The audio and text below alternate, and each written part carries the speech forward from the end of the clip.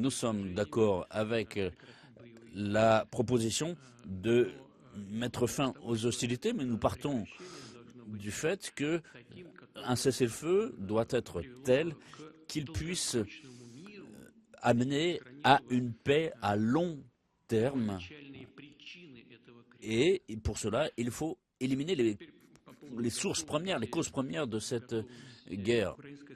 Pour la partie ukrainienne, il serait bon d'obtenir un cessez-le-feu, effectivement, pour 30 jours, et nous sommes d'accord. Mais il y a un point.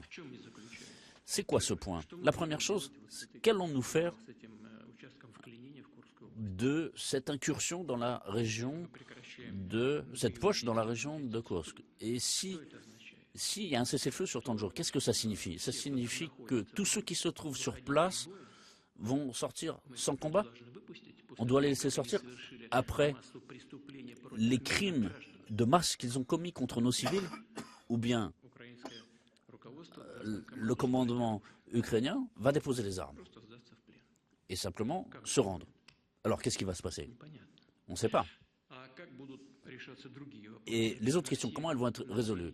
Sur toute la ligne de front, et ça représente à peu près 2000 km. Et comme vous le savez, les troupes russes avancent quasiment sur tous les secteurs de la ligne de front. Et là aussi, des conditions sont réunies aujourd'hui pour que nous puissions bloquer d'assez grands groupements de troupes.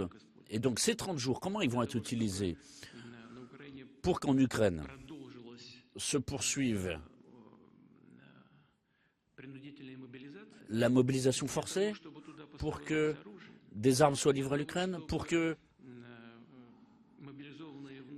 les unités mobilisées puissent suivre une formation, ou bien il n'y aura rien de tout cela? Alors, il y a une question qui se pose. Comment va se résoudre la question de la vérification, du contrôle? Et comment aurons-nous la garantie que rien de tout cela ne se produira? Comment ce contrôle sera-t-il effectué? Et j'espère ici que tout le monde aura le bon sens de comprendre que c'est une question essentielle. Qui va donner les ordres de cesser le feu? Et quel sera le prix de ces ordres donnés? Imaginez, 2000 km de ligne de front. Qui va définir qui a enfreint, quel côté a enfreint l'accord de cessez-le-feu sur 2000 km?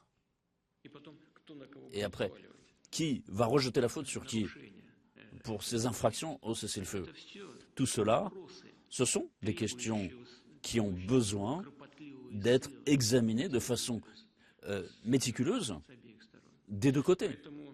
Par conséquent, en soi, l'idée est bonne et évidemment, nous la soutenons.